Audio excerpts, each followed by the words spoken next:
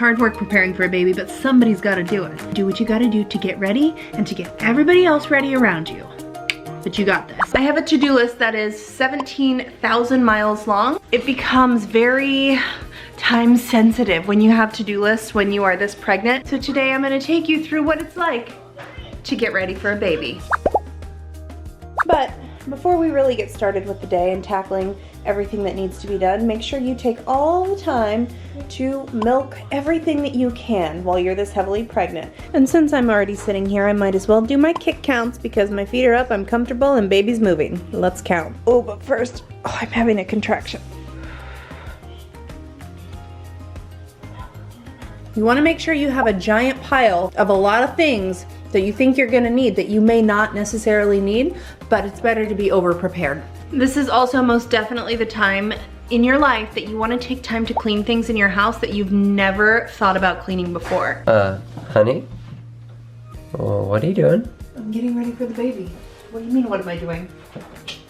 Okay, all right then. And you will definitely want to add awkwardly bouncing on an exercise ball while you're heavily pregnant to your list of things to do before the baby comes. Another thing you definitely want to do is stop in the middle of whatever you are doing to run last minute errands, okay? Like right now, I have a sudden urge to go to Target and buy gifts for my kids from the baby, because what kind of mom would I be if I didn't do that? So I was in the middle of scrubbing and I'm like, you know what, girl, it's more important to go to Target. Run drills. You gotta keep running drills to make sure that everybody is on their toes and ready for you to go into labor at a moment's notice.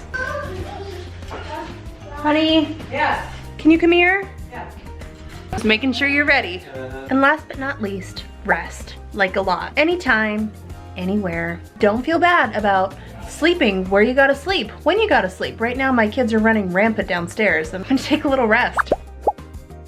I feel like with each child, it's good to mentally prepare for the adventure that is giving birth. It's just to talk about the things that I feel like not a whole lot of people talk about when it comes to giving birth. Now, I'm only gonna be speaking from the perspective of vaginal delivery because I have never had a C-section, so I don't know what that experience is like, but from my experience in vaginal delivery, this is how it goes. The biggest thing no one tells you is that it doesn't go according to plan, you guys. Ever, ever, ever. Being my third time around, I'm not wasting my time with a birth plan because literally nothing happened as I envisioned it. And I'm just gonna come out and say it. I was totally one of those people that was like, I'm gonna do it without the epidural. That epidural saved me in both of my labor and deliveries, okay? So let me just tell you, you can have a plan. If it makes you feel better, do it. Just know who's really in charge of this labor and delivery, and it's not you, it's your baby. In my house, we talk about poop a lot, so it is not an uncomfortable subject. And what I would like to say about poop, it very well may happen while you're pushing your baby out. It didn't happen with my first, it did happen with my second, and oddly enough, I did not find out that I had pooped myself during labor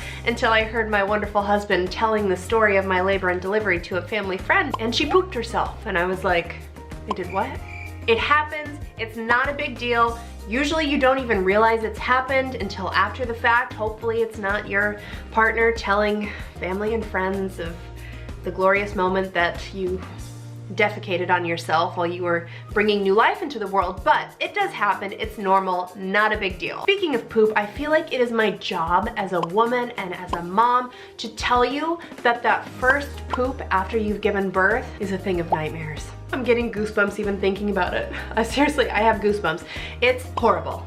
It's traumatizing. And for me, it was almost more painful than pushing humans out of my body. And I remember with my first child, I didn't have stool softeners. I don't know why, but nobody told me to take stool softeners after I had a baby. And let me tell you, it makes a world of difference. I remember sitting there yelling to my husband all the way from upstairs that he was gonna have to rush me back to the hospital because I was pretty sure I was about to tear all of my stitches. It was gonna be a horror movie. It wasn't a bloodbath.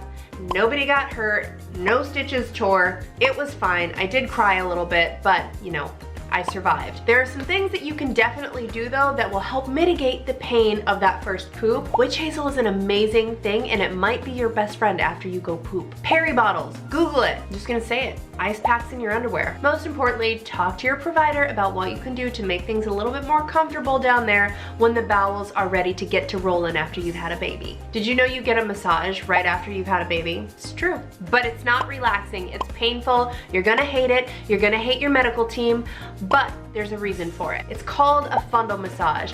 It hurts, but it's necessary, and it's something that they do right after you've had a baby, right after you deliver your placenta, and it's to prevent postpartum hemorrhage. Now, you can judge me for this truth that I'm about to spit at you, but it's honest to God truth, and it was my reality, and I'm just gonna prepare you for it. Your baby might look like an alien when it comes out, but you know what? You're so flooded with emotion and happiness and excitement and amazement at this thing that you've just done that you often don't even realize how creepy they look until that creepy phase has passed, and then they start looking like that precious sweet little newborn that you're gonna bring home and snuggle on for the rest of their life. Hard work preparing for a baby, but somebody's gotta do it. Do what you gotta do to get ready and to get everybody else ready around you.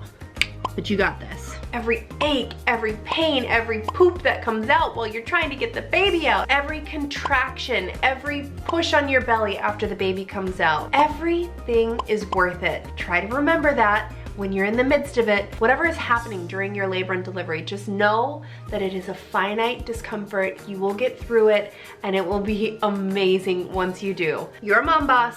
You got this. That's what I'm gonna keep telling myself until it's time to push the baby out again.